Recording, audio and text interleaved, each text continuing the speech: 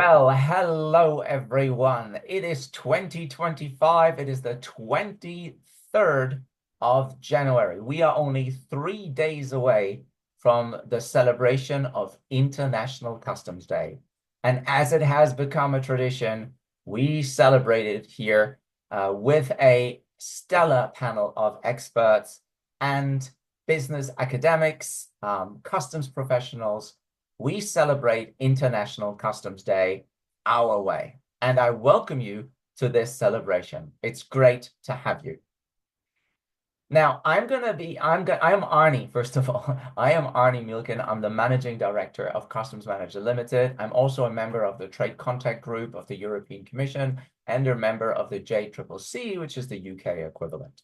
And I've been in customs for 20 years, so every year we're going to celebrate Customs Day. Now, this is a celebration for the customs authorities mainly, but who's to say we can't join in on the party, don't you think? So I have prepared for you a few introductory remarks to tell you a little bit more about what this day is all about, and also to tell you about the amazing speakers that we have lined up for you today. So if you bear with, and if I did this right, then you should be able to see my screen in just a second. And let me give you a few information, just a tiny bit of information about what this amazing day is all about. So let's go.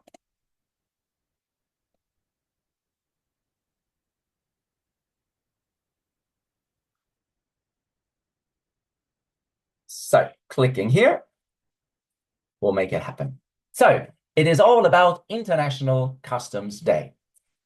We have a stellar agenda prepared for you today, and I am honored beyond belief because from all corners of the world, of course, it is a little European focused at the moment, but that's not to say we can't cover the world. So we have speakers from all over the world, and also from all over industries, sectors.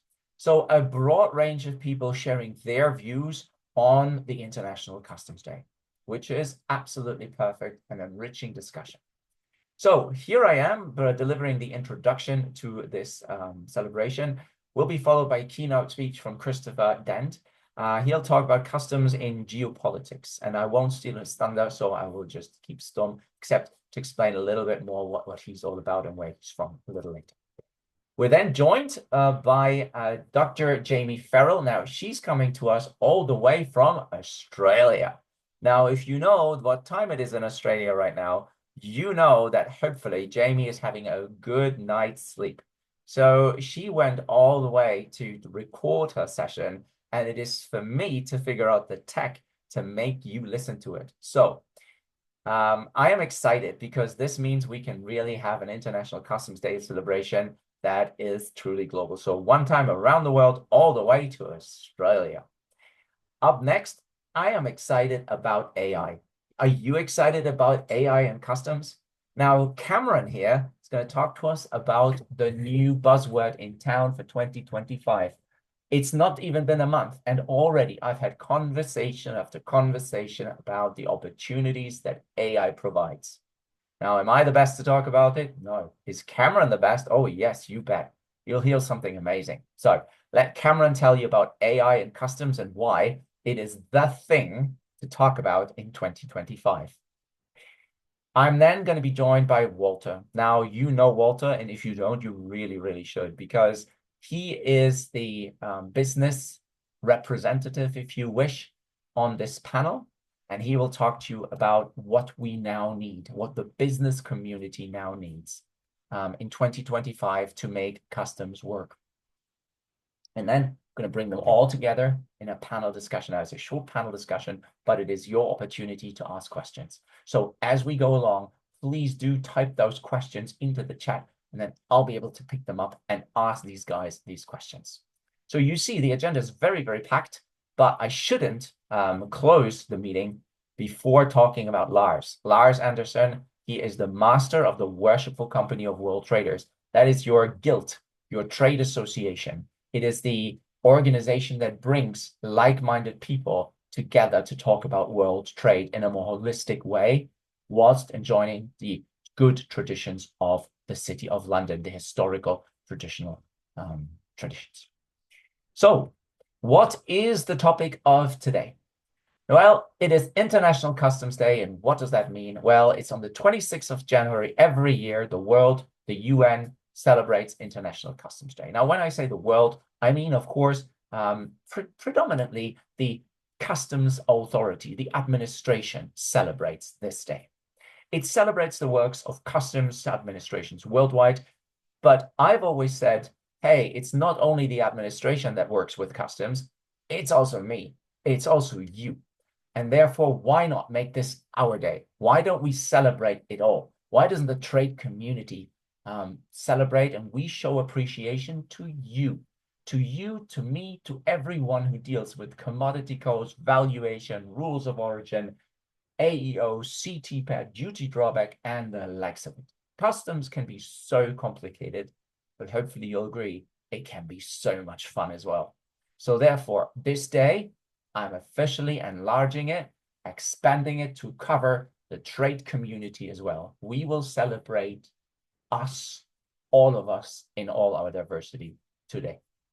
And we want to be focusing on the critical role that customs administrations play in facilitating legitimate trade whilst combating illicit activities, but also want to recognize and acknowledge the tremendous hard work that every one of us, customs managers, customs professionals, academics working in customs, researchers, and other stakeholders do every day. This is our day. Every customs day has a theme, and this theme for this year is customs delivering on its commitment to efficiency, security, and prosperity. Now, I will not prejudge what my expert panel speakers are going to say about this. What I will say, however, is that here is a little bit of what that means. Now, I am not going to prejudge what Secretary General Sanders has to say about that. For me, we have the idea of efficiency. Well, that's contributing to economic growth, collecting revenue, supporting sustainable development, and fostering prosperity in that way. We have the concept of security. Well, that's about securing your borders, protecting countries from illicit activities such as smuggling, drug trafficking, and terrorism. And of course, we've got efficiency. And that, to me, sounds like facilitating legitimate trade, streamlining processes, reducing red barriers, and ensuring a smooth flow of goods. Now, this is just what it means to me at a very high level. But what does it mean to you? And more importantly, what does it mean to our speakers? You will hear a range of perspective about this theme and what it means in the context of their work, but also in the context of today. So the topics we're going to cover deal with geopolitics. Now, hand on heart, who's not interested in geopolitics? And isn't geopolitics very interesting right about now? So if that is so, what role for customs? Borders, tech, and sustainability. These are three buzzwords we definitely need to talk about, and Jamie's just the woman to do it. What about green customs? What about the role of customs in climate change? This is certainly something that we need to deal with. Climate challenge. What role does customs have? Also on the agenda today. I've already mentioned AI. So AI seems to be a big thing for the world, but also for customs. Or is it not really? And it's just a big hype. Let's talk about that. And then, of course, trade facilitation. That a standing item we always need. And if you think of these topics, then you know how perfect the theme of this year, efficiency, prosperity, and security, and customs commitments to deliver on these, really, truly is. So, the expert speakers I am so proud to have with me today. Professor Christopher Amden will kick us off. He's professor at the Economics and International Business School, a business school in the Edge Hill University in the UK, a beautiful space of the world. He'll tell us all about it. Dr. Jamie Farrell, all the way to the other place of the world, senior lecturer and visiting research fellow for Borders in Globalization and Border Policy Research at the Charles Sturt University in Canberra, Australia. Cameron Bell is the CEO and co-founder of Evernoir in the UK, and he'll tell you all about that in the context of AI. So let's see where this gentleman is in implementing AI in his solutions. Walter van der Meren, as I said, a recognized customs specialist, award-winning customs specialist as the Customs Person of the Year, Director and Customs Brokerage, UPS Europe, and fellow member of the EU's Trade Contact Group of DG Taxud, and then, of course, The Closing World by Lars Anderson, Master of the Worshipful Company of World Traders. Now, if that is not a celebratory program, I don't know what is. So don't forget, at the end, we're going to have these gentlemen, most of these gentlemen, for a panel discussion to talk about efficiency, security, and prosperity. So if you've got any questions, please put them in the chat right away. And with that said, I am all officially done and talked out. So thank you for listening to this introduction.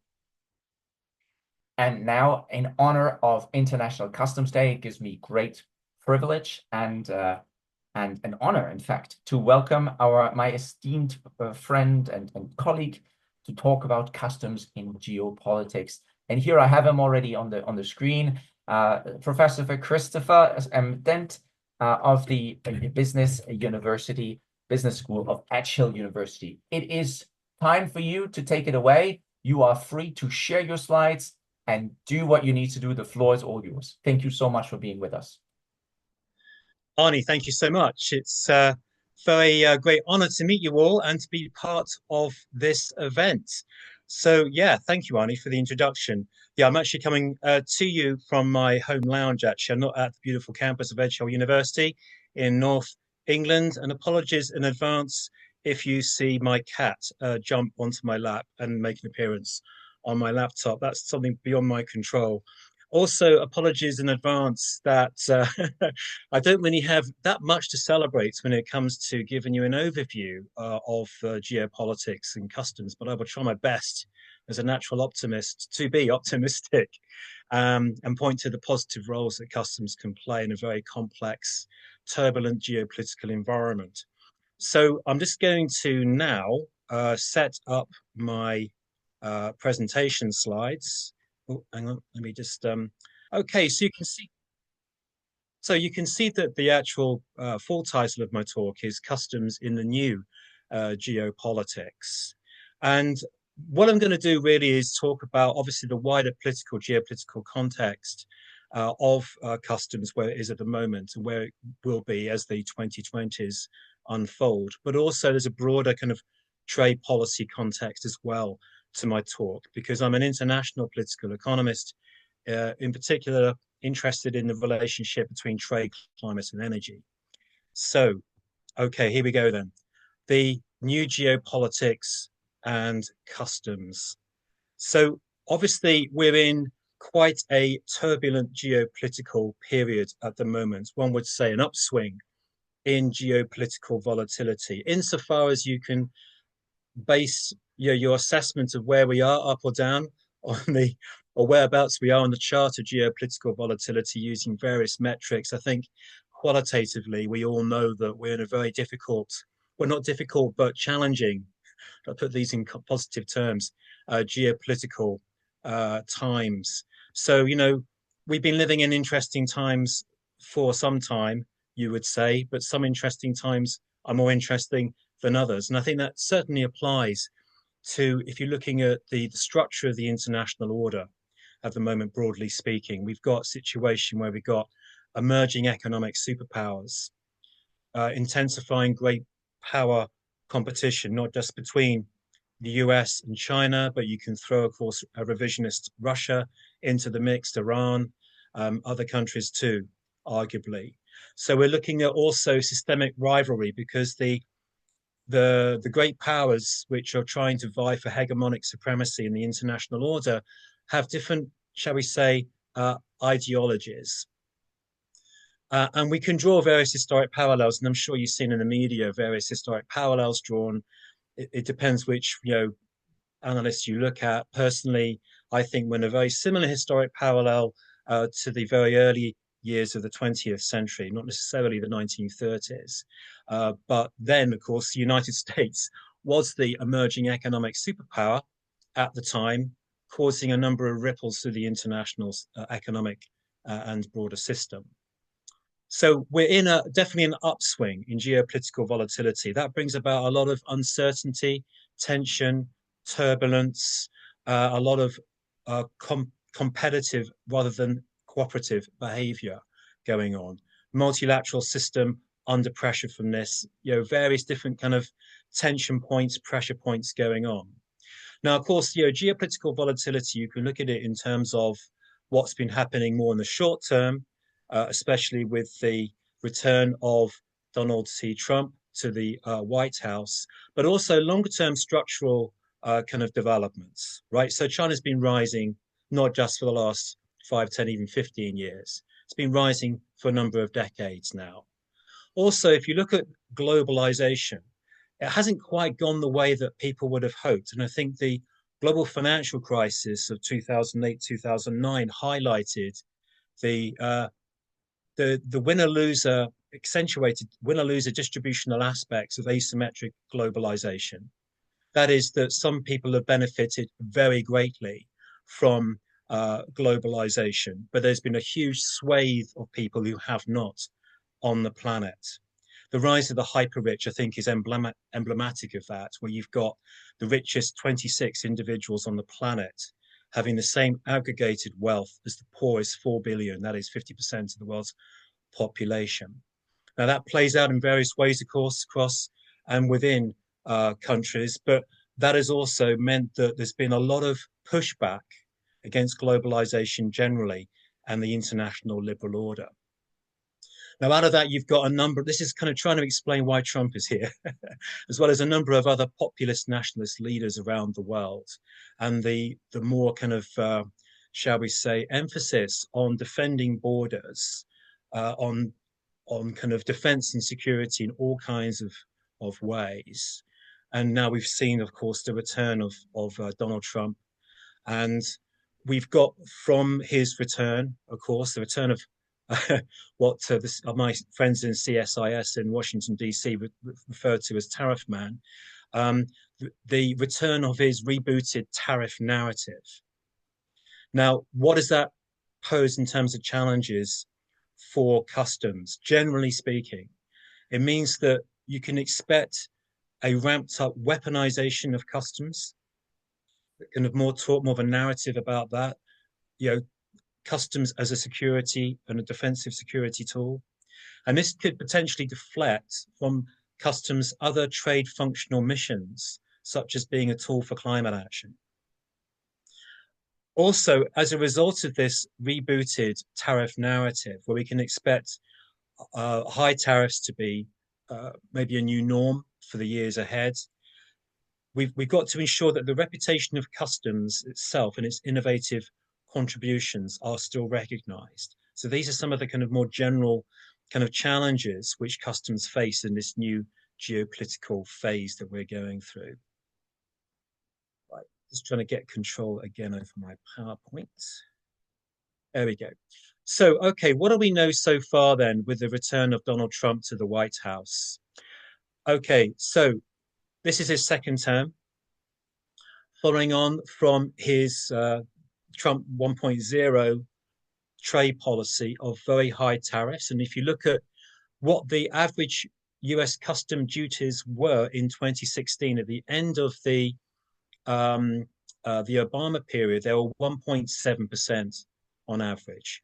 By the time that Trump was leaving office, that had risen to 13.8% average US custom duties and applied to a much broader coverage of products. Now, President Biden actually, of course, continued with this high tariff policy and even raised them in certain cases.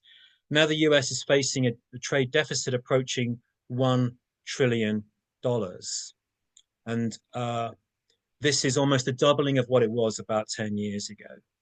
Okay, so tariffs haven't actually helped reduce the trade, the still increasing US trade deficit. Now, of course, with Donald Trump, we've come to expect a lot of kind of bluff and bluster. He'll kind of drop a bit of kind of bait in the pond and then see what kind of fish nibble at the bait, just as a trial. He pushes the envelope a bit, see what reaction he gets, and then he re-gauges and then actually introduces the policies that end up being after all the kind of the bluster that we get when he first comes in. So, for example, he's talked about leading up to becoming president on the presidential election trail of raising tariffs on China to 60%. All we know at the moment is that they're likely to start off with a 10% increase in tariffs on China from the 1st of February. But what else has he actually said? What way may we expect, or something similar to what we may expect, may transpire in terms of US trade policy on custom duties?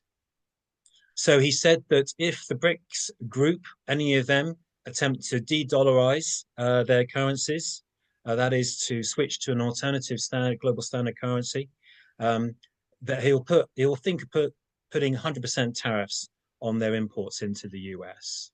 There's been talk of a 10 or 20% global tariff, even on his FTA partners. And yeah, the US has 14 free trade agreements with a few dozen countries. And this, of course, includes his so-called best trade deal ever that he negotiated in Trump 1.0, the US-Mexico-Canada agreement, or NAFTA 2.0. Now, of course, that is linked conditionally to Canada and the US, Canada, sorry, and Mexico applying tighter controls on immigration and drug traffic, but 25% on his neighbor countries. That would be quite a significant development, especially with the free trade agreements of the USMCA in place. He's also talked about reciprocity tariff actions on trade partners. So, for example, the EU has a 10% customs duty on imports of autos. The US is currently 2.5, so he would, in that case, raise them to the equivalent of trade partner concerns, in this case, 10% on EU imports coming into the US on autos. And also company level tariffs. So, for example, on companies that are looking to offshore their production from the US. So John Deere are thinking of doing that. And that's also been identified as another issue in the media. We can certainly expect under Trump a lurch away from trade multilateralism and rules-based global order in the new geopolitics. And that, of course, includes not just the WTO, but also the World Customs Organization and other multilateral institutions, like he's already pulled up the US out of the World Health Organization as well. So what does all this mean? You know, the new geopolitics for efficiency, security, and prosperity. Well, of course, customs facilitates easier flows of trade to optimize comparative advantage efficiencies. And the theory of comparative advantage, where you create conditions where the relatively more efficient producers prevail in the system and produce the most efficient goods globally, that idea has become increasingly under attack with the idea of trade protectionism and mercantilism. Now, in addition, of course, customs don't just help to bring about lower financial cost of products that we buy and sell, but also resource utilization efficiencies that arise from that process of being more resource efficient with goods to help bring costs down, therefore having environmental benefits. Now, of course, that will become increasingly under pressure as Trump kind of folds his protectionist trade policy. We don't know exactly what it's going to look like, but we do know he's going to commit to raising tariffs in US trade policy. And then inevitably there'll be retaliatory measures to that. And a number of countries have already said that will actually happen, from Canada to China. Now, all this increased the transaction cost of trade. It actually just increased the cost of actually exchanging goods and services across national borders. And that will create a number of not just global economic inefficiencies, but also, at home as well, domestically. And I'll mention later how that will lead to rising imported inflation in the US. There's also an allocative inefficiency perspective of rewarding internationally uncompetitive companies like US car producers who find it very hard to actually export overseas, and Tesla being the exception of that. And we may see some interesting developments as well in kind of tariff-based countermeasures against offshoring and international supply chain formation from US trade policy. And again, that impedes the capture of production efficiencies. Now, okay, in the age of volatile geopolitics, security or the securitization of policies becomes stronger, and that includes trade. So we've had previously a period of customs liberalization, cooperation, technology, kind of high watermarks of all those, and to some extent, we've had a period of growing, proliferating free trade agreements, which although has not maybe necessarily helped the multilateral trade order, has led to a falling of custom duties globally around the world for 2 decades or more. But this is the period of peak globalization, I would argue, that ended around the end of the 2020s or beginning of 2010s. And what we've got now in the 2020s is what I call the trade's new risk agenda, the securitization of trade policy, where economic security imperatives become increasingly prioritized and important. And you can see this in the narrative of de-risking trade. Now, there have been various kind of recent developments that has created kind of what we sometimes refer to as a polycrisis risk environment. That is, we're not just facing, one or two risks, but multiple risks in different domains, which are kind of converging together to be the sum more of their parts. And so you've seen a lot more kind of focus on supply chain resilience, on supply security, especially for securing things like critical minerals required to drive the green energy transition kind of forward. So we have seen kind of liberalization and that, but then again, a lot of these trade agreements have started being negotiated under the Biden years, but only one has actually been completed, that between the US and Japan. It's unsure where those will actually go. But you will see, though, I think, especially a close association with economic security and customs as we go forward into the 2020s. And also, as I said earlier, the weaponization of customs as well, seen more in a national security context. Right, so Trump's trade policy is based on the idea of victimization. The American goodwill and generosity is being abused. This is the reason why they have a large trade deficit, according to Trump's thinking. This is, whatever your view of that is, this is what will drive his trade policy, linking victimization with also securing national borders and national prosperity and control over American assets. Now, what's really interesting is you're seeing this playing out in some really kind of disturbing ways in terms of a kind of like a throwback almost to 19th century imperialism. So you may have seen in the news a couple of weeks ago, Trump's idea to acquire Greenland for the US, not just to drill for oil and gas, but also to extract critical minerals that are thought to be there in large quantities to help drive forward the US's digital green energy transition. Also, he's talked in the same way in these kind of extraterritorial control terms about the Panama Canal. He wants to reacquire that for the United States. That is to actually acquire the sovereign territory of another nation state, right? This is a little bit disturbing from a geopolitical point of view. Now, on to prosperity. So trade and prosperity in the age of economic nationalism, geopolitical volatility, climate change, and the dawn of artificial intelligence.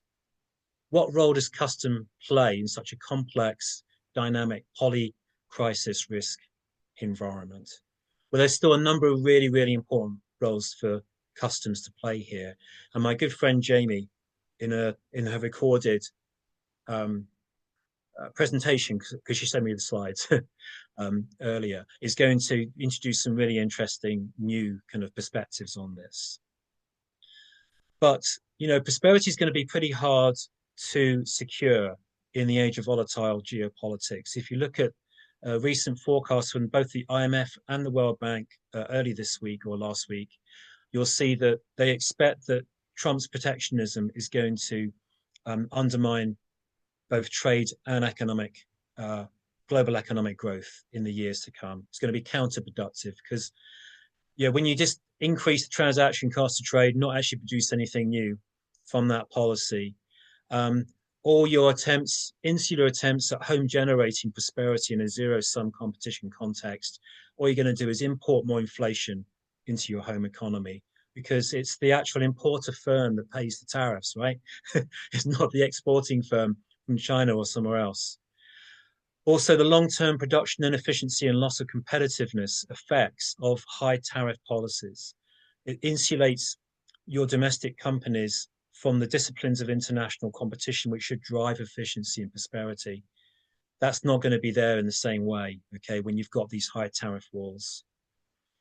And, customs liberalization is not enough. Seeking to lower the duties is not going to be enough, because all that would do is say some people who are pushing back against asymmetric of globalization is all you're doing is you're allowing the strong to get stronger and the weak to become weaker, right? By just focusing on customs liberalization. Innovation and adaptation is a vital way forward for customs, and that's what we've got to focus on in such situation. So some concluding points here for you. So I'd just like to kind of add, I hadn't added this earlier, but just to kind of understand where we're looking at in the terms of the transition in US trade policy. Biden was a mercantilist and Trump is a protectionist. The difference is that Biden had a wide range of trade industrial policies. So promoting the growth and development of strategic industries like electric vehicles, as well as protecting domestic industries with high tariffs, right? So he had a dualistic approach, right? That's what mercantilism is about. It's not just about protectionism. Trump is just about tariffs, and that's it. And if you want to really understand his mentality, you need to look at his hero, ex-President William McKinley, who was US president from 1897 to 1901. Sadly, got assassinated. Don't know if you know that. But he rose the average tariffs of the US to 40%. Okay, back then at the end of 19th, beginning of the 20th. And what's interesting is that you may have seen in the news also that Trump has renamed Mount Denali in Alaska, which is the highest peak in the US, back to what it was called earlier, Mount McKinley, which is actually named after William McKinley, his hero. So if you want to understand Trump now, go and do your research on McKinley to get an extra dimension to understanding how Donald's mind works. So just to kind of clear out some other kind of like key points in my talk. So Trump 2.0 and policy in a re-amplified tariff narrative, that's going to cast a long shadow on customs, right? So just that needs to be taken into account. Also, customs is carving out various spaces for ongoing innovation. That's where it really needs to focus its key advantages in such a period of geopolitical volatility. And this needs to continue. But I do expect a ramping up of custom duties, and this creating reputational and policy priority implications for customs. So a lot of trade policy cadre around the world are going to be focusing on, well, how do we retaliate? How do we counter this protectionist policy from Donald Trump? And that's going to maybe deflect them from other customs work. So let's hope that doesn't happen, but that could be a reality. And customs viewed more as a weapon than a constructive tool. That's something else we're going to be battling against, okay, ladies and gentlemen, in the next few years. It's going to have negative impacts on efficiency and prosperity. And regarding security, just see how the securitization of customs is going to play out in the next few years, and have this maybe connected to what I call the trade's new risk agenda, which I can take some questions on later. So that's it. I didn't have my cat jump on my lap. No alarms, no surprises there. So thank you very much, Arne. I'm going to stop sharing my screen now and pass back to you. That is absolutely amazing. Thank you very much, Chris. What a great presentation that was. Now, I have written down so many questions. I will now add the risk agenda question, which is also very interesting. But we're going to wait until we have the panel discussion, if you don't mind, Chris, because we wish to ensure that everybody's there and everybody can speak and ask their question. Now, we are going to move on to the next speaker in our list, and that is our recording from all the way from Australia. So we are going to move on to our second speaker, and that is, of course, as was already mentioned, Jamie from Canberra, Australia. Now, as I have said before, Jamie is hopefully sleeping, but she has been so kind to pre-record her session, and it is now for me to try to do the magic. So let me try. They say there's always a first, but they also said that with Zoom, it's going to be really easy.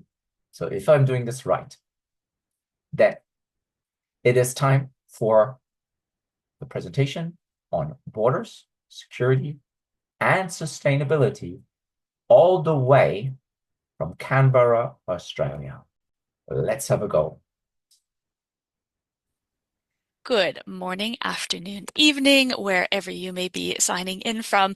First of all, big thank you to Arne for the invitation to speak today. It's a real honor to be here with everyone. My name is Jamie Farrell. I'm a senior lecturer at the Australian Graduate School of Policing and Security at Charles Sturt University in Australia and a former officer with Canada Border Services Agency.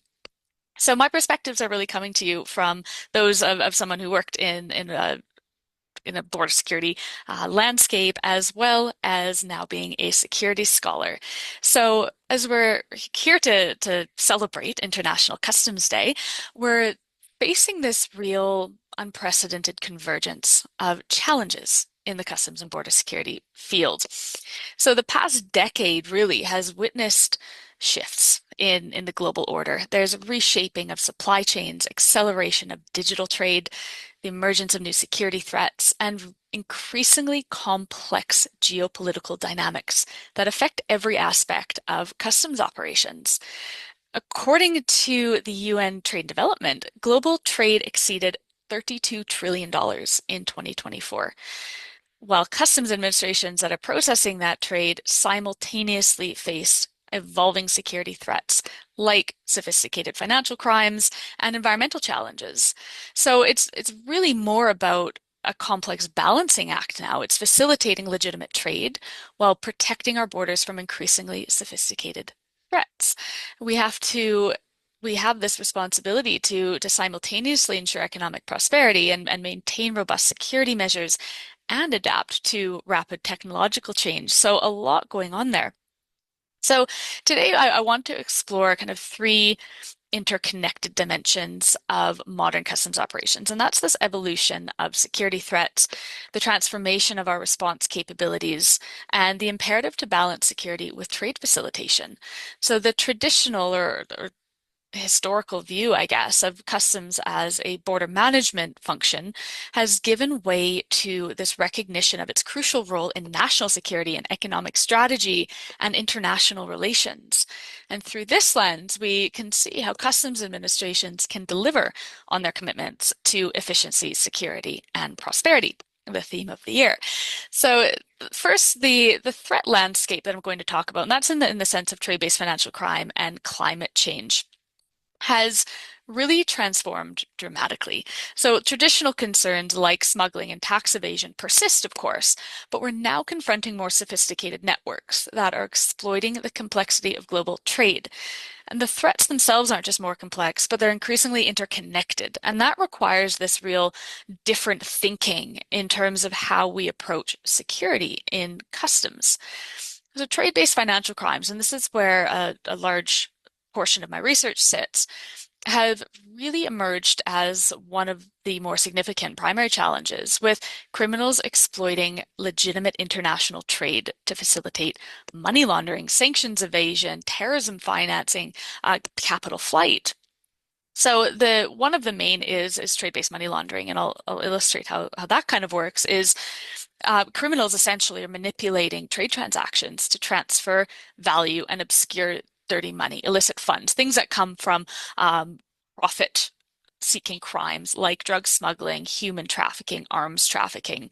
That dirty money, the proceeds from those crimes, generally need to be laundered. Otherwise, there's a direct line right back to the criminals. So trade is one of the ways that that happens. So one example of how that might work is over-invoicing on goods. So goods might be worth $200,000, but invoiced as $1 million, which allows the criminals on either side of the transaction to move $800,000 of illegal value across borders. Now, there's been estimates, the Financial Action Task Force, kind of the global standard setter in financial crimes, anti-money laundering, counterterrorism financing, and counter-proliferation financing. They're estimating schemes like this are accounting for hundreds of billions annually in illicit flows. And equally concerning is the rise in sanctions evasion through trade. And a number of recent investigations have shown that really sophisticated networks are using front-end shell companies and complex supply chains to circumvent international sanctions. So a sanctioned entity may use multiple transshipment points and falsified documentation, for example, to disguise the true origin of the destination, true origin or destination of their goods. Now, the UN panel of experts reports that this kind of scheme has helped certain states maintain access to prohibited technologies and move value through luxury goods despite international restrictions, amongst the other kind of commodities and ways that they move such value. And there's also a trend in using these methods for terrorism financing. So terror groups are using legitimate appearing trade to move funds internationally. So they could be engaging in things like phantom shipments, along with some of the other methods I mentioned.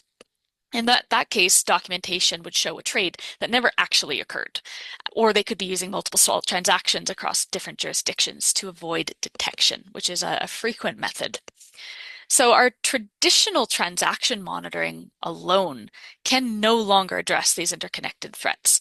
And a number of recent cases across Australia, New Zealand, the United States, South America, Singapore, have really shown how criminal networks are exploiting complex trading structures using multiple jurisdictions, falsified documents, front and shell companies, sophisticated layering techniques, amongst other affordances available to them.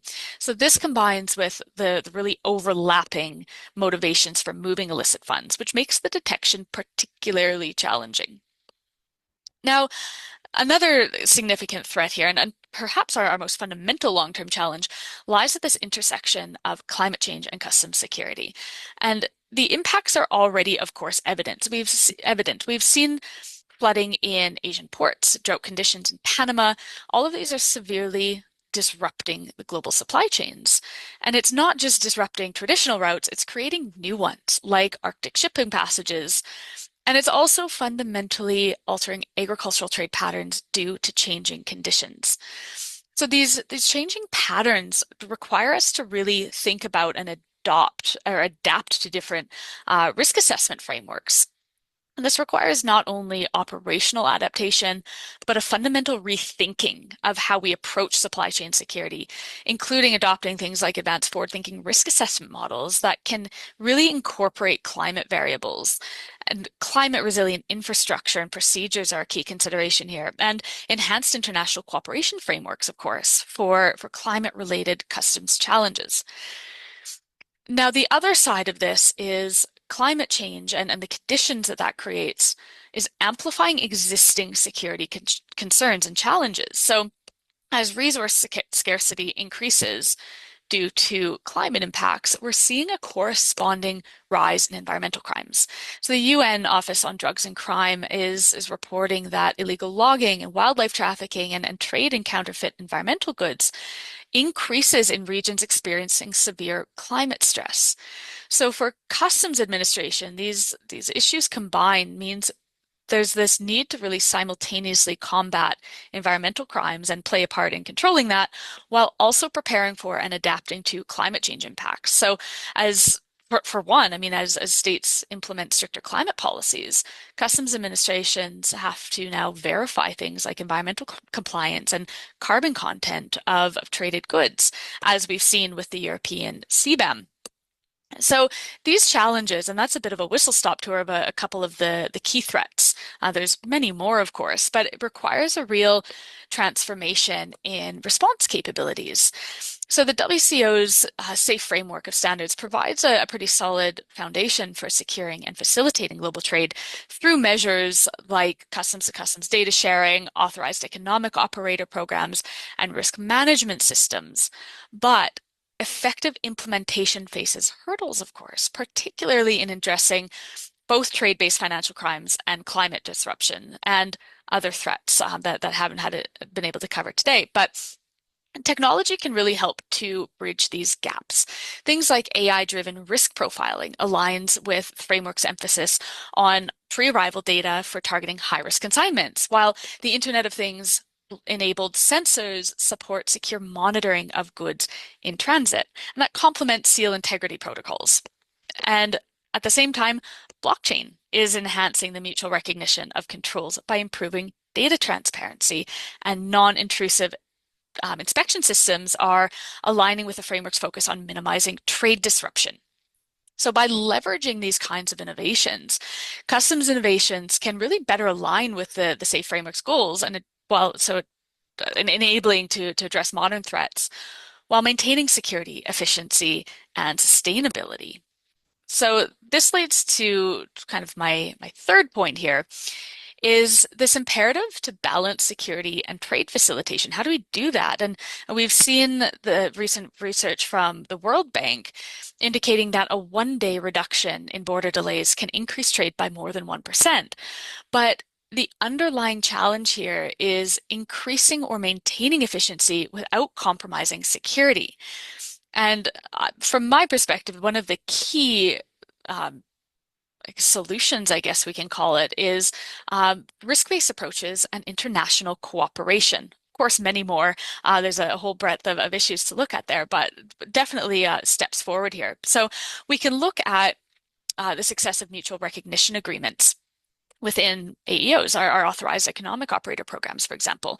So these can help to streamline trade by really eliminating the duplicative testing and certification processes and reducing delays and enhancing efficiency without compromising security. So by recognizing each other's conformity assessments, states can really ensure this robust oversight while facilitating seamless movement of goods. And there's that delicate balance between security and efficiency that hinges on mutual trust and aligned technical standards and consistent implementation. But achieving this balance becomes really complex and challenging, really, amid evolving geopolitical tensions and regulatory divergences, underscoring this need for sustained international cooperation. And that goes back to my last point as well in terms of leveraging technology, in that there are, of course, challenges with that, and really around the consistent application and technological capabilities. So when we're looking ahead, a number of, and this is just a few, of the imperatives that kind of emerge from it. And first is that we can really strengthen bilateral and multilateral frameworks while maintaining operational autonomy. So this recent proliferation of regional customs cooperation agreements shows a lot of promise, but we have to ensure that these arrangements really remain resilient to geopolitical pressures and, of course, our evolving threats.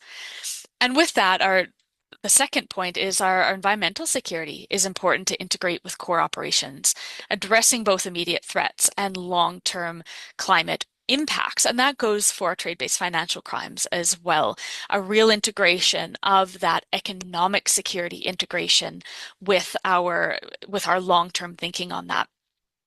And the third point to make here is looking to more investment in next generation capabilities. So the WCO's latest strategic plan really emphasizes this use of artificial intelligence and blockchain technology, but implementation needs to really be thoughtful and measured. So early adopters of, for example, AI-powered risk assessment systems report significant improvement in detection rates while reducing false positives. But we need to be really critically thoughtful of how these are implemented and what that means in terms of trust and reciprocity across customs administrations. So to wrap up here, our future of customs operations from my perspective is it lies not only in choosing between security and efficiency, but in leveraging technology, international cooperation, and strategic thinking to enhance both. So, as middle powers, from my perspective, our role is particularly crucial in shaping this future. So we need to be really pragmatic in addressing current challenges and strategic in preparing for emerging threats. So the theme this year of customs delivering on its commitment to efficiency, security, and prosperity reminds us that the goals are really interdependent, and our success in achieving them will determine not just the future of international trade, but the security and prosperity of the entire global community. So I will leave you with that. And thank you very much again for having me today. It's been an absolute pleasure. Feel free to reach out for any discussion. We will for sure. Thank you so much. That was an amazing presentation. I hope you got a lot out of this. I certainly did. And what I really appreciated is how she did link the theme of the WCO of this year to her research and her reflections. So I thought if you needed any evidence of how to link a theme to a talk, that, and of course, what Professor Dent did here for his talk on geopolitics and customs was exemplary. There is a lot there that we could talk about for hours, but the time's so short. So Jamie, thank you very much for this very insightful presentation. Now, we're going to shift gears because beyond the academic and the research world, there is also the world in which we all operate, the operational side of it. So this means customs has a requirement to make sure that goods move from A to B across international borders. That requires us practitioners, experts, to lodge customs declarations wherever we are in the world. This requires us to understand the importation process and the exportation process as well, because we do know that without an export, there is no import. So we are faced with a situation where beyond the geopolitics and beyond the requirements to think about security, efficiency, prosperity, we also need to move the goods and keep the goods moving. So all these frameworks are great, but in the end, we got to move things. Now, I like what Jamie and what Professor Dan said in that it is all interconnected, and it is the technology combined with advances in AI that could really make a difference for the operational part of customs. So in this second block that we're going to discover now, we're going to have two amazing speakers, which come from very different perspectives and age groups. So we're going to start with the next generation. We're going to start with Cameron. Cameron, CEO, there he is, Cameron, CEO and co-founder of a new startup tech, but also startup for customs. So customs meets tech, customs meets AI. And last year was the year, to me, 2024, of the AI skeptics, where we in the professional customs world have said we could never possibly replace human customs brains. Now, in 2025, is it time to rethink this? So I want to know where Cameron, who is running a business based on AI and customs, where Cameron's head is. And I think you will find his view particularly insightful as we ask the question, AI and customs, can this ever work? Cameron, over to you. Wonderful, thank you. So can everyone see my screen okay? Yeah, Yes. Yes, Cameron. Great. Nice. So a little bit about me. I'm the CEO of Ewanor. We're making an AI-supported operation system for SMB customs brokers and freight forwarders. So we use AI in our workflows and in our system. And we're going to take maybe a step back from the kind of day-to-day of tech, and I'm going to take a long-term view on both advances in the field of the last 10 years, where it's at currently, and what I think the future will be for the topic here today. So a little bit going forward, I think that the core thesis of this talk is that I think often we see changes in politics and it has a big effect. So, for instance, Trump will see tariffs go up and down. But when you look throughout history, it's often long-term structural changes which dictate flows in international trade. We saw the container, for instance, completely transform global trade and make globalization possible, or at least one of the key factors. And importantly, I think AI agents will radically decrease the cost to move something from A to B. And just to define AI agents quickly, I mean autonomous AI that acts as an employee that can make decisions and perform workflows. And that obviously stands somewhat in contrast to the previous speakers, but I think it fits in because I don't think the next era of globalization will look like the old. Now, to take a step back, I think it's really important to understand what's happened in the last 10 years. So in 2015, 2016, Google DeepMind's lab released AlphaGo, which used a technique called reinforcement learning that beat Lisa Doe in the game of Go. And the game of Go is incredibly complex. There's more moves than there are atoms in the universe. And what this led to was a major shift in government's thinking. For instance, the Chinese government realized that it was quite far behind and invested substantial amounts in AI. And this also led to Elon Musk and several others to create a new lab called OpenAI, which in 2020 released ChatGPT 3. We're now on O1 model. And this was the first time that normal people got to really play around with AI.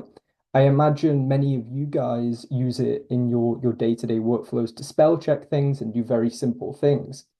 But really, at the end of this year, or last year, sorry, 2024, they released the O1 model.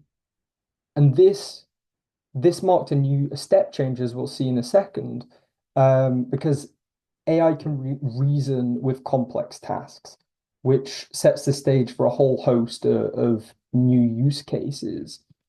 And we can see here two kind of empirical examples. One is in the realm of competition code. So you see a huge jump from the 4.0 model, which was the older model, to the O1 model, where it's better, it's in the top 89 percentile of elite competition engineering talent. So this isn't just run-of-the-mill programmers. This is some of the best people in the world, and this O1 model is capable of beating the majority of them. And then on PhD physics questions, again, we see a big jump. It's now better than 78% of them. And then you might be sat here thinking, well, if the AI is so good, where is it in my workflows? Why is it not, transforming customs right now? And we get to the real bottleneck, which is data. And we have a saying in the field, garbage in, garbage out, which means that if you put rubbish data, you get rubbish results. And in this case, these large language models, these AI models, were trained off vast quantities of public data on the internet. But a lot of our workflows that we see in customs or other areas of industry are industry specific. The data isn't captured. And we need to go back to the three pillars of AI. So There's compute, which is, in short, really how powerful are the computers. They're certainly powerful enough. The models and algorithms that I just showed then are incredibly powerful. They're capable of doing PhD physics questions, but the data isn't there. You know, how to do evaluations, how to do all these core pieces of customs workflows. So we get to kind of this bottleneck and we need to overcome it. And the question is, well, how do we overcome it? We first of all need to record these workflows, and it starts by speaking to industry experts and watching them perform these workflows, their keystrokes, what they click on, what they type in to the platform, and then gradually rewarding successes and then cutting out failures, and we get better and better and better outputs. Labeling, for instance, different commodity codes, being able to read documents and to train it on those documents. These are all kind of parts of improving and training the models. And then to build in like AI agent workflows, we need to really understand the workflow and then break it into smaller parts so it can go, let's say, and actually perform a full kind of custom submission that many of you will do day in, day out. So I touched on it before, and you may have heard of AI, but what are agents? And sometimes I use this too loosely because it's taken within the tech field as widely known, but then you get out and it's less common. As I mentioned, in the past, we've had automations where it's step by step, it's sequential, and these are more for simple tasks, whereas AI agents are dynamic.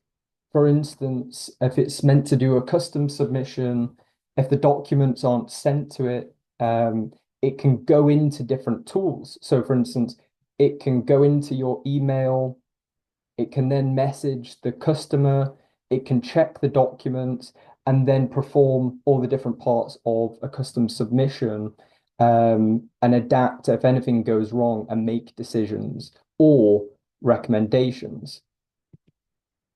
And let's actually go back. And one thing I'd want to touch on, this isn't just going to be done in the realm of customs. This is going to be already, it's actually being implemented in the realm of war through drones. We see it in medicine. We see it in many other fields.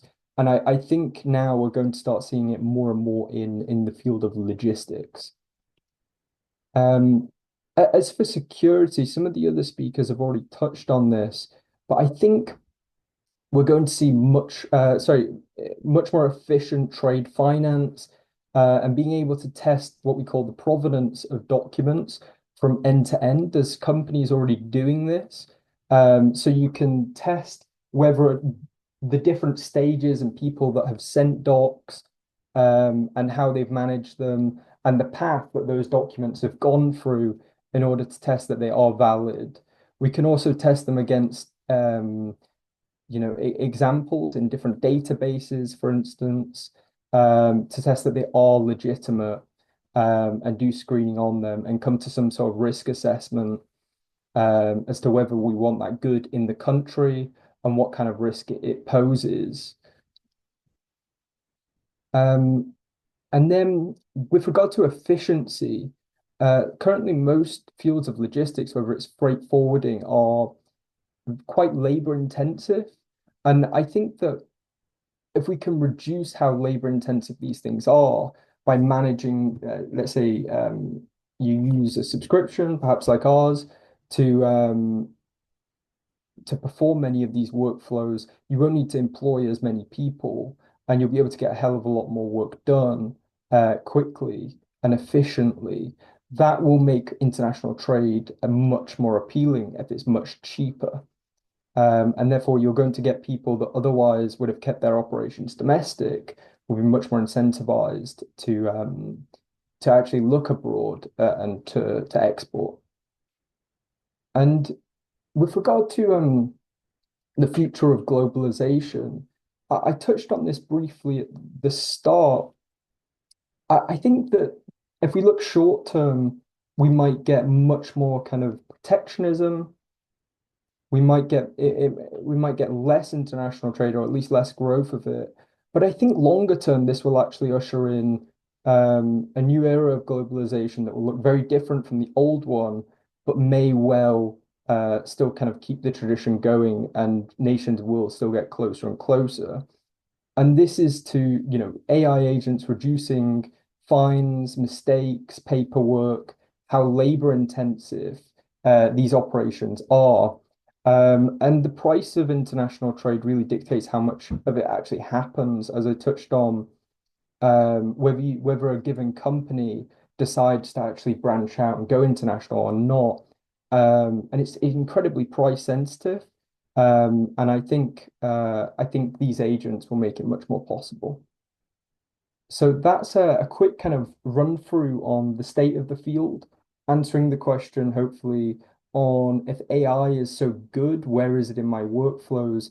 And in the future, in the next year, 2 years, you'll definitely see a lot more of it. And one question that I would ask if I was in the audience is there has been many attempts before. Why haven't they worked out? And what is going to be different going forward? Thank you. Wonderful. Absolutely fantastic. Fascinating. Thank you so much, Cameron. And I did write this question down. So in the chat later on in the panel, I'm glad that you're joining us for that. We're going to be talking about this. And again, I would like to encourage everyone to ask your questions. You must now have really got a lot of questions, because I certainly had, and had last week when we met again, and today it's great to see you again. And it is a fascinating field that will change the way we think customs.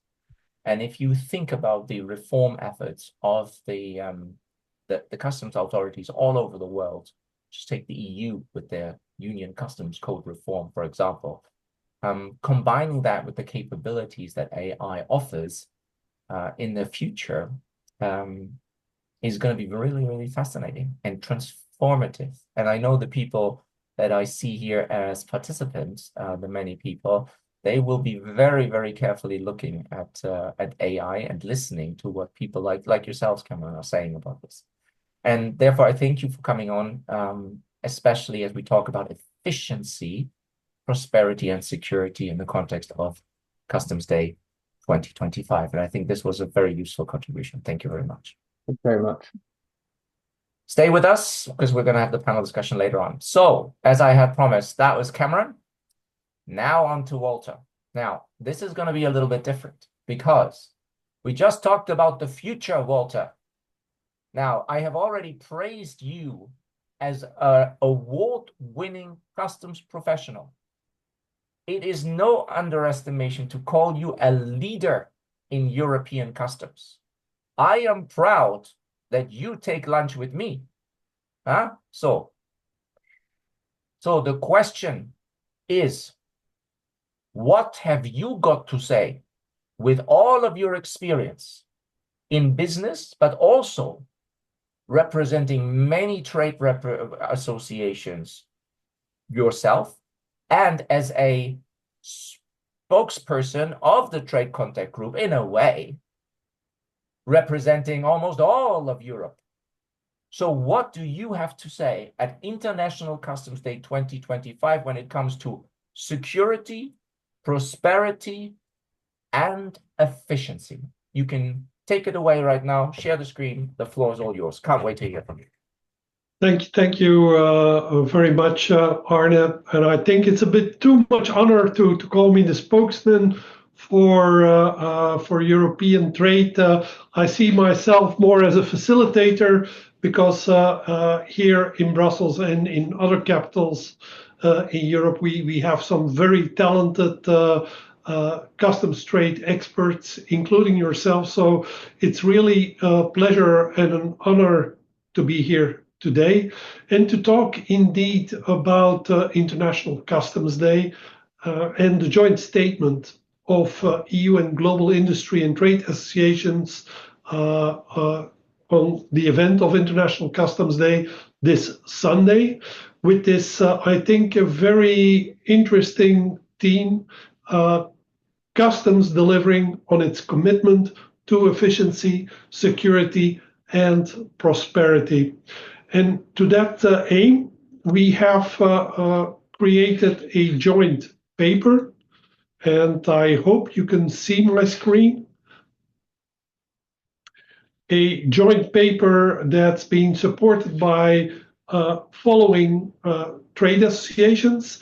And I'm not going to go in detail through all, but it goes from modes of transport, Airlines for Europe, IATA, the CLECAT, the representation of forwarders, CONFIAT, there is the European Express Association.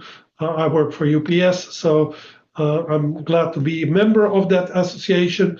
But you also have Eurocommerce and e-commerce Europe, who deal with the interest of commerce in Europe, which is very, very important. Your TradeNet, which is very important because they represent the IT providers. And then we have associations like Post Europe, which is kind of representative for all postal organizations, the port authorities with the IPCSA, Ocean, which you represent, European shippers, and the World Shipping Council. So I think all of these trade associations have decided to bring one statement with a couple of messages at the event of International Customs Day. And why are we doing this? Because we think it is very important to have a strong partnership between customs authorities and the trade community. I mean, customs are our friend, not our enemy. And the same goes for us. We are not their enemy. So we should work together. And can there be a better team than this year's WCO team, efficiency, security, and prosperity, because that is what we are trying to bring. But we also want to emphasize the need for investment in customs operations and public-private partnerships. So what are the key objectives? The key objectives are to enhance efficiency in customs operations, strengthen border security, and drive economic prosperity through modernized trade processes. So we all know that customs legislation is becoming more complex, that the EU rightfully tries to protect its borders, safety and security, and also it tries to protect European citizens.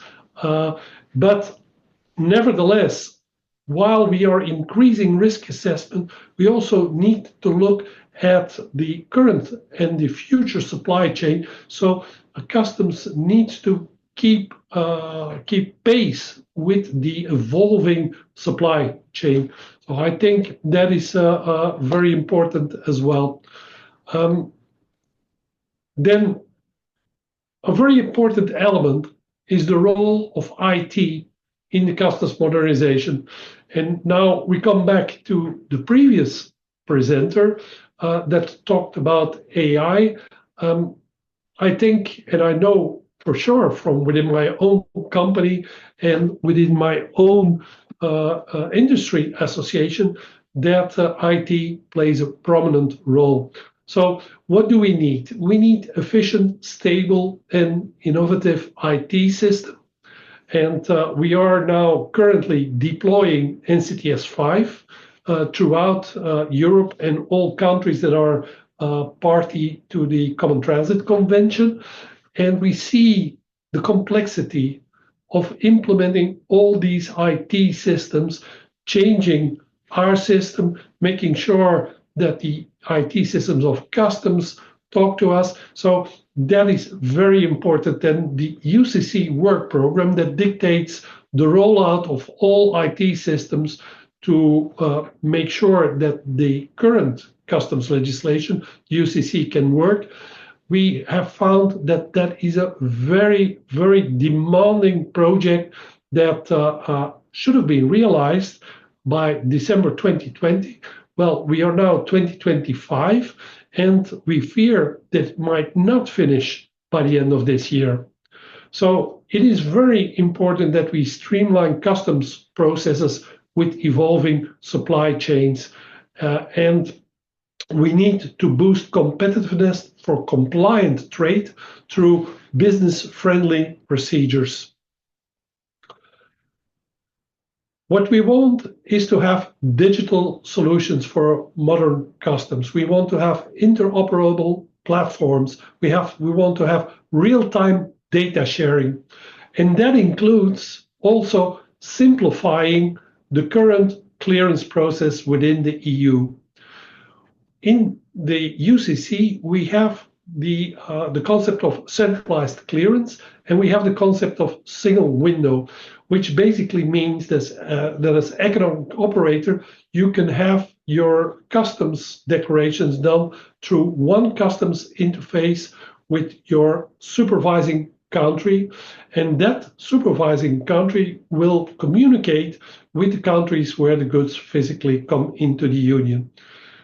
That was in the UCC, a very important part for trade within the UCC in 2016 when it was implemented.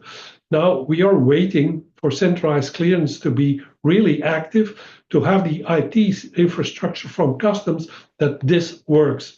Single window is another great requirement from trade, where all our interactions with other government agencies would run through one customs interface. So what we want, based on what we see today with the realization of the UCC work program, we want to move from reactive regulation to proactive technological adoption. And that includes the use of AI. So when we talk about security and risk management, I think that there's a lot of opportunity for advanced technologies. We can surely improve on risk assessment, and we can combat illicit trade. And I do not tell any secrets if I say that this is a burning situation. If you look at the development of e-commerce, and the current IT systems of customs are not able to process that volume in an effective way. They are not able anymore to run proper risk assessment. So we need to make sure that the customs infrastructure changes, improves, and uses all these advanced technologies. And while doing that, on the other hand, we want customs that they ensure a seamless flow of legitimate goods while addressing security concerns. So the control aspect does not contradict the facilitation aspect. So we want compliant operators to move their goods through the supply chain without disconnects, really. So technology is one thing, but people are the other, and one goes hand in hand with the other. We need to invest into workforce. We need to invest in recruitment and training of skilled professionals. We need to equip customs personnel with expertise and tools for modern trade. And that's very important because the customs officer from today is totally different than the customs officer 10 or 20 years ago. Today, he no longer collects only duties and VAT. No, he has to control and to enforce other government agencies' legislation, and that kind of legislation that increases and gets more complex. And I don't tell any secrets if I tell you that CBAM, deforestation, forced labor are new, and there will be other legislations that customs officers will need to apply. So therefore, it's very important that we build capacity to achieve long-term efficiency and innovation. And to conclude, I would say our call to policymakers is that they prioritize balanced legislation and resource allocation. We recognize the Customs Authority pivotal role in trade and border security, and we need to ensure that there's alignment with the EU customs reform goals. The EU customs reform is one of the biggest developments within customs legislation of the last 20, 30 years. So we have to get it right this time. So what we want to do with all these associations is to emphasize a collective commitment to reaffirm our dedication to effective regulatory frameworks. We want to strengthen partnerships to tackle future challenges, and we want to support customs in fulfilling their global trade ecosystem role. As a conclusion, we see customs as a driver of economic growth and security. It should have a commitment to continuous improvement and innovation, and I think together customs and trade can achieve the goals of International Customs Day 2025. And that's it, Arne. That is it indeed. And what a presentation that was. Very, very cool. Thank you very much. Very useful. So thank you. All right. Thank you so much, Walter. That was a great, great presentation. And as always, very succinctly, and it is very impressive that all these European associations who are linked to international organizations are joining up forces in honor of International Customs Day. And they come up with a statement that's really meaningful. So great. Thank you very much for this. I'm opening it up now to the panel. So we're going to have a little panel discussion now, only for a couple of minutes. And let me just share this with you. So we are going to do a panel discussion with our three main speakers that we have on. There's Professor Christopher Dent, and there's, of course, Cameron, and there is now Walter. And I have looked at the chat. It's been very busy, so thank you very much for all these questions that you've added, and I've picked the ones that are really standing out, and also some that I noted from your very insightful talks. So I am going to start maybe to give a couple of questions to each of the speakers first. And of course, if anybody of you guys wishes to have a say on that question, please feel free to also add your comments to it. So that's something. So starting with Professor Dan, with Christopher, if I may, here's a question for you. So I listened very carefully to your presentation, and you talked about victimization seems to be a policy agenda of the second Trump presidency. There's always US is the victim, and therefore we have this and this demand. And in the context of the victimization strategy and the America First policy, and everything we've heard you so eloquently explain, answer me this: what should the response of the world be to this? And what should be the response of customs professional customs operators be to that changed strategy? Thanks, Arne. It's a really good question. I think it's about narrative competition. And I think that Trump is going to try to create this narrative of the US being victimized, right? So it provides public goods, security public goods, technologies, and so on and so forth, which others are abusing. So that's basically where it's coming from. And the trade deficit is what drives his rationale as well. Even though that is a kind of very flawed way of thinking about the US's balances in the global economy. The best way I think forward is to maintain belief and priority for multilateral institutions like the WCO, like the World Trade Organization, like the IMF, World Bank, and so on. Even though they're quite flawed and they have their kind of limitations, we risk, if we do not tried to uphold multilateral and international institutions which help kind of bring about a sense of and culture of community and collaboration and coordination. We risk an escalating downfall into major power conflict.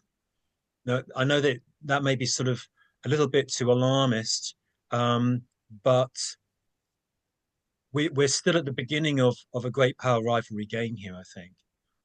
And so I think that it's important to keep the emphasis on innovation going, right? So the AI talk, which Cameron gave, really, really interesting, insightful, tried to kind of focus on the technologies and the cooperation that can help drive forward a more seamless global economy, and where customs can play a key role in that, and bringing nations together and peoples and companies together in a more integrated and prosperous global society, which is really under threat at the moment, that sense of global society and global economy and cooperation. Okay, great. I mean, controlling the narrative, yeah, that's what it's... Yeah, controlling the narrative, that's going to be difficult. Okay, now remembering the two other speakers, if you have a comment on that question, you are free to come in at any time. I want to just follow up on one thing that I've heard as well, actually, that I didn't hear from you, but I heard from President Trump, who said, and this is also to Walter and in a way to Cameron, he said that the golden era of the United States is now upon us, and the way we're going to get really rich is through tariffs. So the President of the United States is telling us we are going to get rich through tariffs. He is installing the External Revenue Service to collect all of this money from Europe, from Australia, and especially from China. So your talk seems to go in a completely different direction, where you say tariff is not the solution. Tariff is not good. So who am I supposed to believe? You or the President of the United States? Come on, Christopher, go for it. Oh, me first? Yeah, the President's not here. The President. Oh, okay. I thought this was for Walter and Cameron. No, okay, no, it's right. for you. It's for you. Well, what it's going to do, I mean, first of all, there's no way that you can, he wants to reduce, he's talked about getting rid of income tax completely, right? And just replace it with import, custom duty revenue. There's no way that is reconcilable. What's going to happen, and a lot of people have been saying this, is that the US fiscal position is going to get really, really difficult, because their debt is already very, very high. And what Trump is aiming to do is to create a situation where they have to raise a lot more debt through selling of bonds and other government securities. There's no way that tariffs is going to create the kind of revenue that he envisages. Yeah, because there is something in economics called the price elasticity of demand, right? So for certain goods where there's an inelastic demand, where you have to pay quite high prices because there are little substitutes for them, then yes, that you can actually kind of increase your overall revenue. But where there's a lot of different choices for products, for example, on cars, then there's going to be less revenue generated when you raise taxes, because there'll be a huge response from consumers to your price increase. So yeah, I just, I mean, I could go on about this for some time, but I'll cut it short there. But it's just a fallacy. It's a false dream. Walter, thank you for that, of course, Chris. Hi, Donald. Walter, are you happy to pay, as a global company, are you happy to pay your 20%, your 60% coming in, or telling your customers, sending your customers invoices with higher customs duty of 60%? I mean, you're a global company. You must have an opinion on this. Yeah, and Arne, just a warning here. I'm going to talk on my behalf and not on behalf of the company and the organization. But I can give you my perspective. But first of all, I'd rather not really go into detail without knowing a proposal or a requirement. I mean, there's a difference between announcing something and then looking at the detail of the legal text.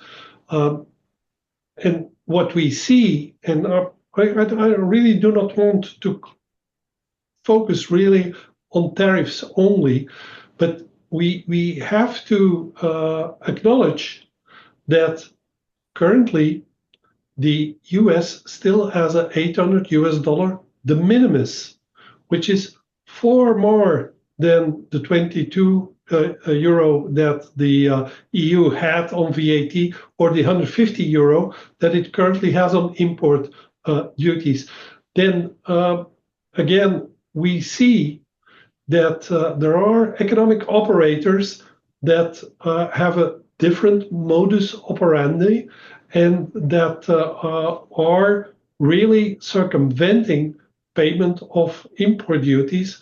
I, for my company, can say that we are doing everything to make compliant customs declarations, but I'm not going to mention any other economic operator, but I think everybody knows that there are certain ways to avoid payment of duties and taxes in the EU or in other territories of the world. So it's not only the tariff question, also Europe is thinking about an answer to e-commerce.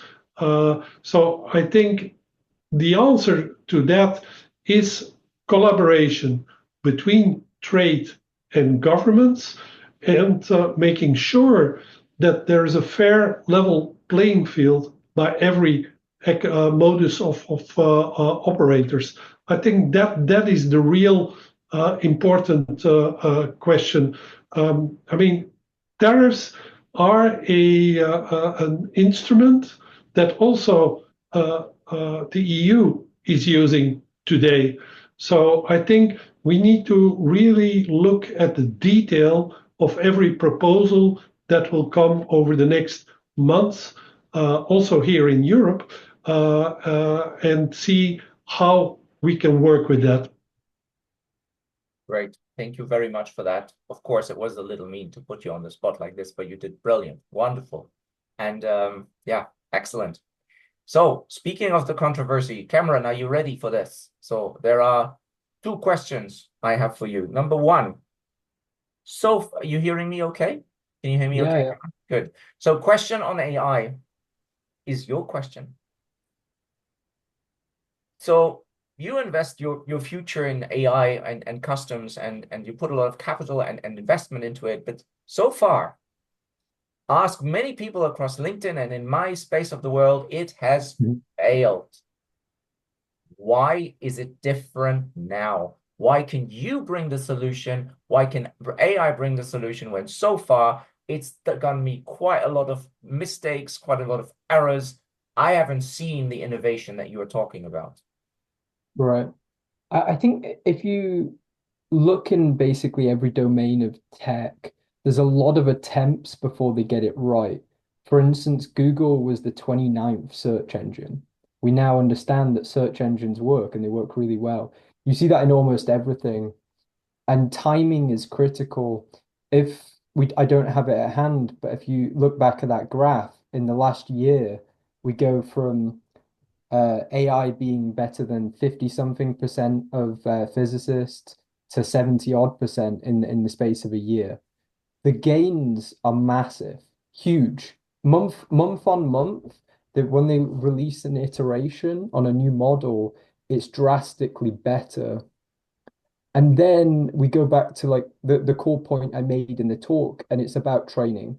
So not just general stuff on the web, using general data on the web, but actually watching customs professionals do these workflows and building up a data set from that.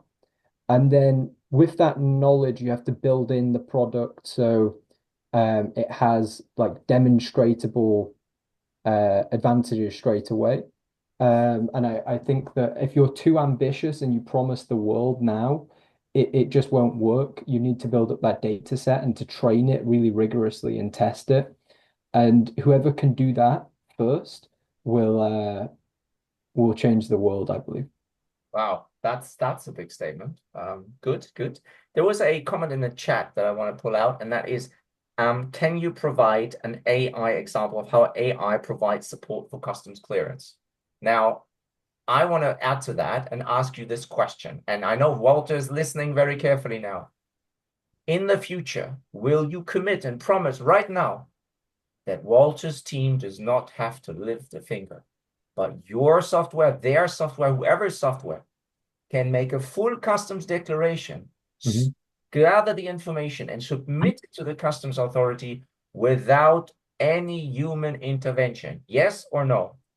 Well, I actually think from a product point of view, you would want a degree of human intervention. I think the question is like, how do you manage the agents? But to answer your question kind of more directly, I think most of this will be automated. And we see in other fields, whether it's taking instructions by the phone or reading emails and then acting on them and performing really complex workflows. Customs is no different, and it's not, although it's an incredibly complex, dynamic industry, you see equally complex ones being done really well, whether it's drones in war or whether it's like doing cancer diagnostics with radiography. So I think in the next year you will see end-to-end kind of classification and things like that. Walter, do you have any comment on that?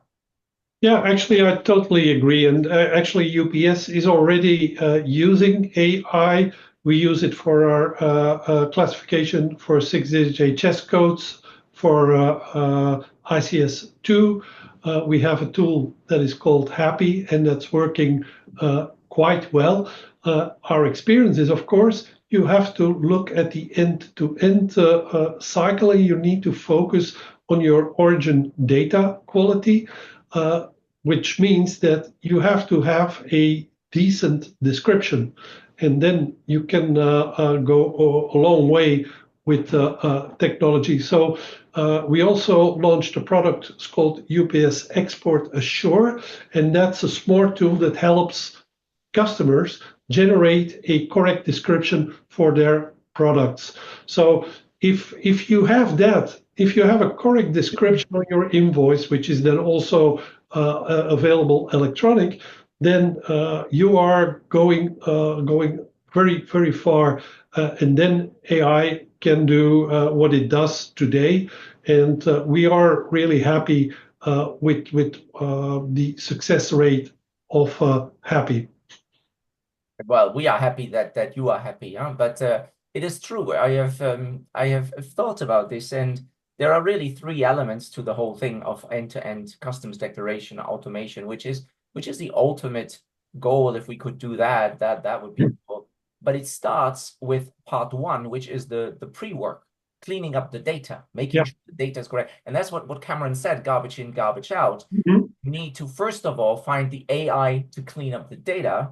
Then you can put it into the AI that automates the customs declarations. Without the first, you can't really do the second. So that's really insightful. Thank you for that. I love to see Happy in action. Walter, before we let's come to you. Thank you very much for the talk on this statement that the European associations have created. The question I have actually links Cameron's speech on AI with your intervention. Let's take an administration. Let's take EU, and answer me this in the context of the EU customs reform. Is the EU ready for AI? How do we bring the customs reform of the European Union together with the AI advances that are currently happening? And because this is an international celebration, is the WCO ready for AI? It's hard to speak for both of them, but what I can say is that I see that different customs authorities in EU member states are hiring AI managers. So they are definitely focusing on that concept. Also, you know very well that with the EU customs reform, there's going to be that famous EU customs data hub. Now, for the moment, we don't know how that's going to be developed, but I would trust that the EU is now looking into the future, or actually into the current, into the present tense, and incorporating AI, because there is so much possibility in using AI to do risk assessment.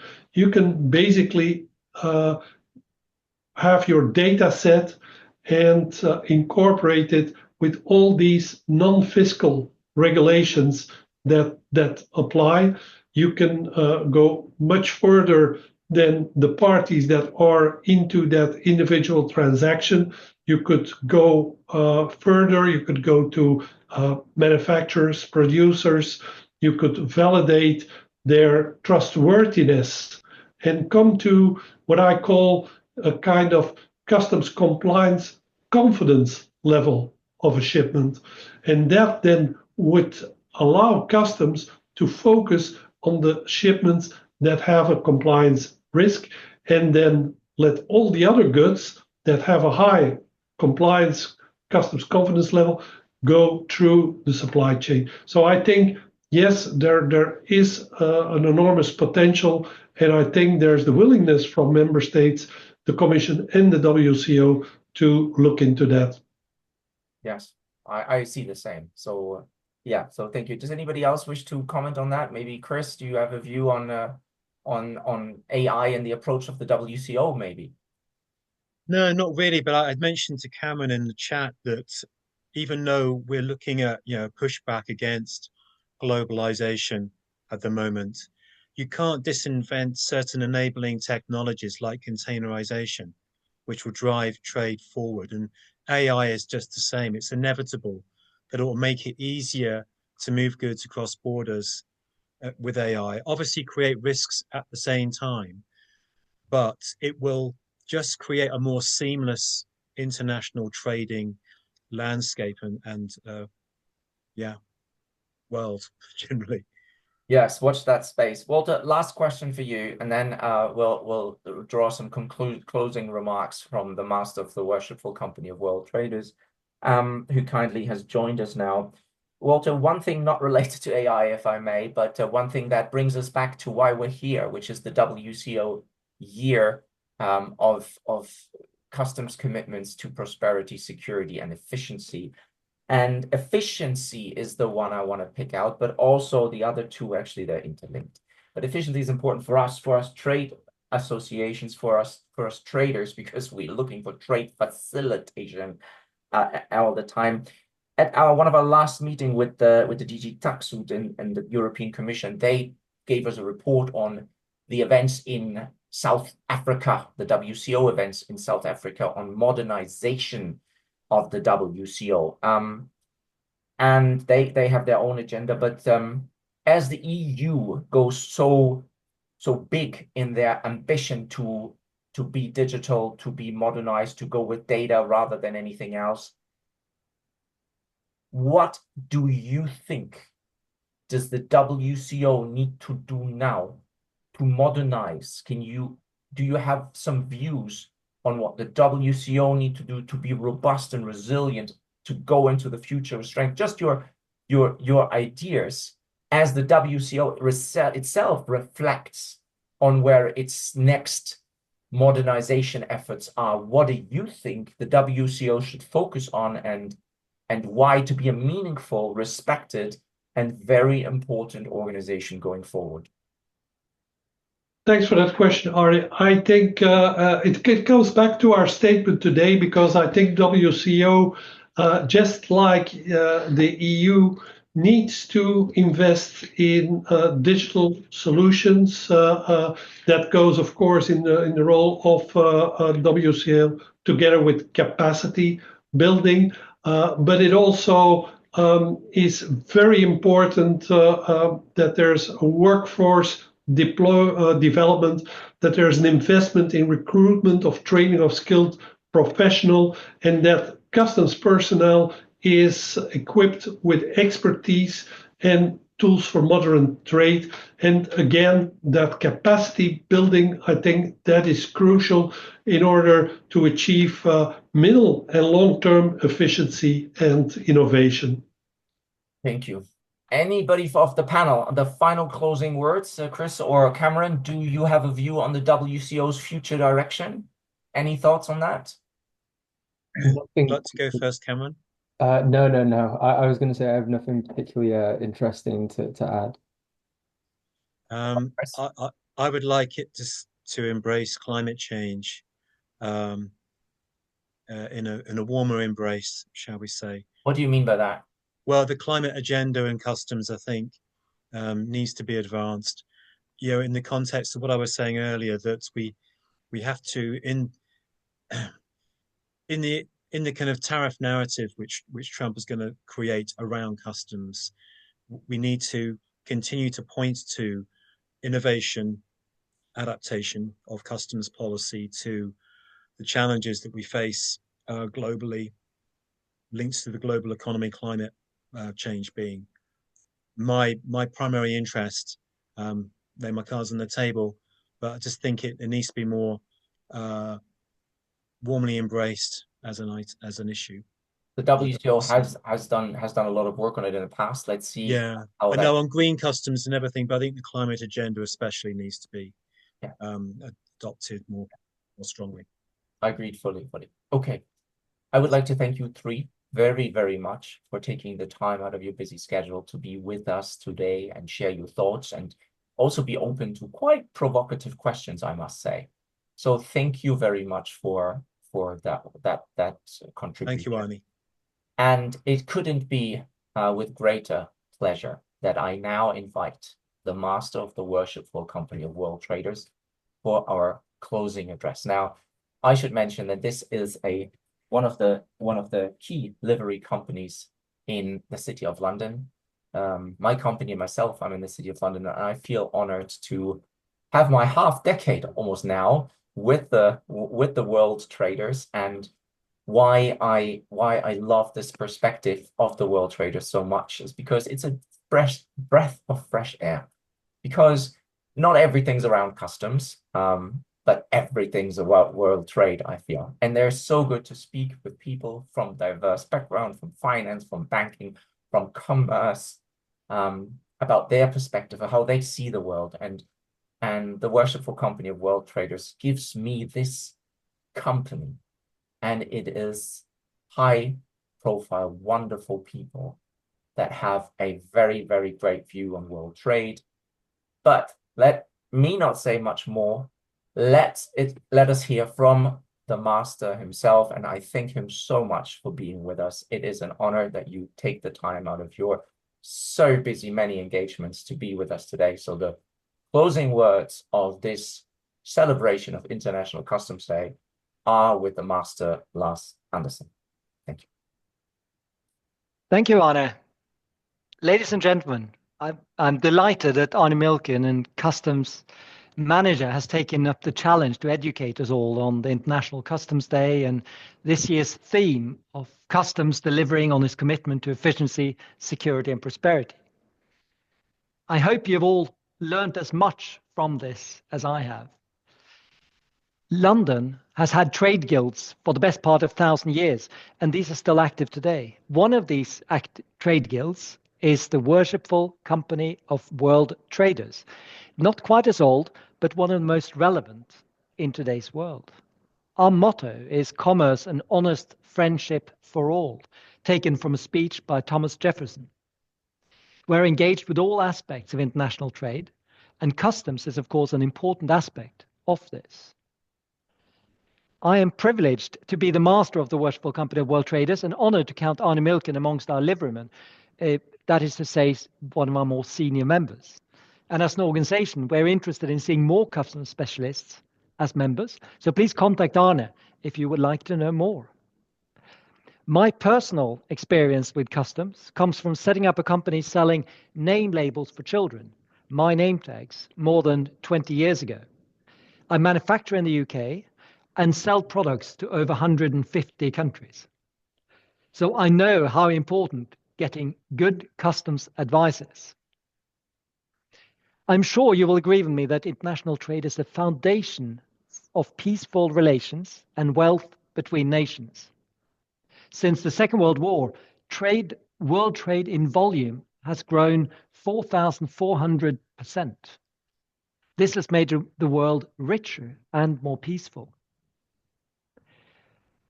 But as we all know, this pro-international trade world order is currently experiencing wobbles. The most potent symbol of this is probably Donald Trump with his tariff is the most beautiful word in the dictionary. Trump, the US-China disputes and protectionism will raise big challenges for anyone involved in world trade. I do agree with Cameron that over time, globalization will increase, but short term, I think we are facing some very severe challenges. Technology is another challenge for customs and customs professionals. With the growth of AI, I think over time we're likely to see more automation in world trade and more computer-to-computer automated and even computer-originated trades. This will pose a number of technical and possibly moral questions for individuals involved in customs and in world trade. So you have big challenges and big responsibilities ahead of you as you guide your organizations or your customers through these changes. We are the foundation of world trade, and by helping to facilitate trade, you are making the world a better place, one transaction at a time.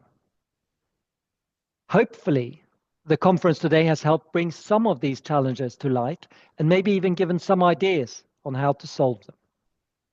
Thank you, and good luck. Thank you, Lars. What a pleasure it is to have you. Thank you for taking the time. Amazing, amazing. Thank you. And with that, ladies and gentlemen, thank you again, Walter. Thank you, Christopher. Thank you, Cameron. Thank you, Lars. Thank you to everyone who attended this celebration, this conference, this webinar, this exchange of views on International Customs Day 2025. Now, I don't know about you, but I can't wait for next year's event. So hopefully we get to see each other again. Until then, I wish you a very successful year. Let's celebrate custom. Let's celebrate customs authorities, everything we've achieved.